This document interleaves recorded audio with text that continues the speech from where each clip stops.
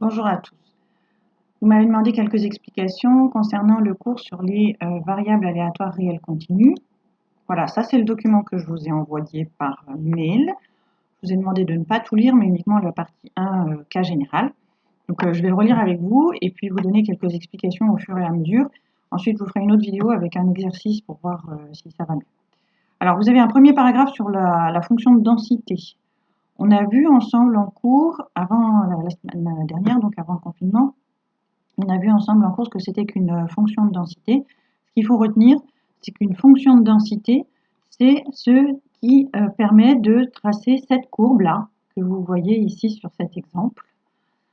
Cet exemple, c'est la loi normale.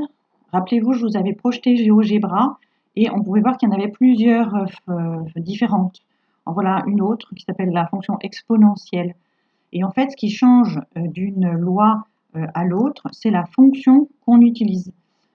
Donc là, la loi normale, elle utilise cette fonction qui est avec une exponentielle mais avec un x au carré. Et la loi exponentielle, elle utilise cette fonction qui est avec une exponentielle mais avec un x sans le carré. Donc ça ne donne pas la même forme de courbe, ça ne donne pas les mêmes lois, mais le principe c'est le même, c'est-à-dire qu'on a une courbe qui représente en abscisse les valeurs possibles de la variable aléatoire et en ordonnée, alors c'est pas vraiment la probabilité, mais une valeur qui va ensuite nous permettre de calculer la probabilité. Alors pour calculer la probabilité, c'est la formule qu'on a vue en cours. P de x compris entre a et b, c'est l'intégrale de a à b de f de t dt, c'est-à-dire l'air qui est colorié ici, dans cet exemple-là, c'est entre 8 et 11. Tout ça, on l'a vu la semaine dernière en cours, je continue, j'avance.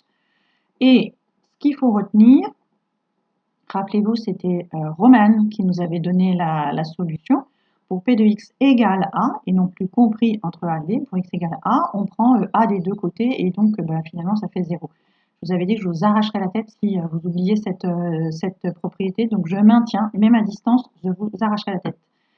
Ce qu'il faut retenir encore, c'est qu'on peut mettre soit inférieur ou égal, soit inférieur strict, à gauche ou à droite. De toute façon, ça n'a pas d'importance, puisque la probabilité, lorsqu'il y a le signe égal, cette probabilité, elle est égale à 0. Donc que vous l'enleviez ou que vous le rajoutiez, vous enlevez ou vous rajoutez, rien du tout. Donc ça ne change pas. Donc ce qu'il faut retenir, je remonte un tout petit peu. La première formule, la probabilité de x entre a et b, c'est l'intégrale de a et b de f de t dt. Ensuite, la probabilité que x soit égal à a, c'est 0. Voilà. Ça, c'est la probabilité de l'univers. Alors, vous le savez toujours, la somme des probas fait 1. Ça, on ne s'en sert pas beaucoup dans les exercices, mais bon, ça fait partie du cours. Et ensuite, on a travaillé sur la fonction de répartition. C'est le deuxième paragraphe du cours. Alors, on va lire ensemble aussi. La fonction de répartition d'une variable aléatoire réelle, continue, est la fonction représentée par l'aire sous la courbe de la fonction de densité, est définie par donc grand F, puisque c'est en fait ça va être une primitive, c'est une aire, c'est une primitive, la probabilité que grand X, la variable aléatoire, soit inférieure ou égale à petit x, une certaine valeur.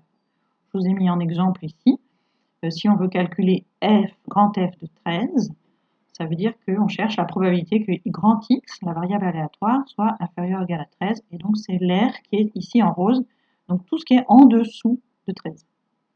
Donc, je continue à vous lire ça. Qu'est-ce qui est écrit? Défini lorsque cela est possible comme une primitive. Alors, lorsque cela est possible, en fait, pour vous, c'est toujours possible. Mathématiquement, il n'en est pas toujours possible, mais les cas impossibles sont en dehors de votre programme, donc vous embêtez pas. Et finalement, ce qu'il faut retenir. Donc, on l'a déjà dit plusieurs fois, on le répète. La probabilité que x soit compris entre a et b, c'est l'intégrale de a à b de f de t dt, c'est-à-dire grand F de b ou un grand F de a, où grand F est la fonction de répartition, c'est-à-dire une primitive de la fonction de densité. La probabilité que x soit inférieur ou égal à un certain nombre, c'est égal à f de b, donc toujours la même grand F que tout à l'heure. Et puis si vous avez supérieur, d'être plus grand, c'est le contraire que d'être plus petit, donc 1 moins la fonction de répartition. Donc ça, il faut le retenir. Alors, qu'est-ce qu'il y a en dessous? Ensuite, vous avez un troisième paragraphe sur l'espérance mathématique de la variance. Non, je recommence. L'espérance mathématique, la variance et l'écart type. Alors ça, on n'a pas eu le temps de le faire avant de partir.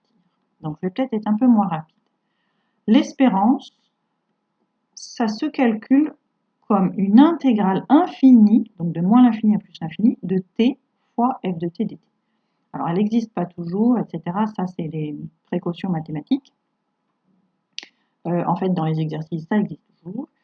L'espérance, on a déjà vu le mot espérance quand on a fait la loi binomiale. Rappelez-vous que l'espérance, c'est la moyenne.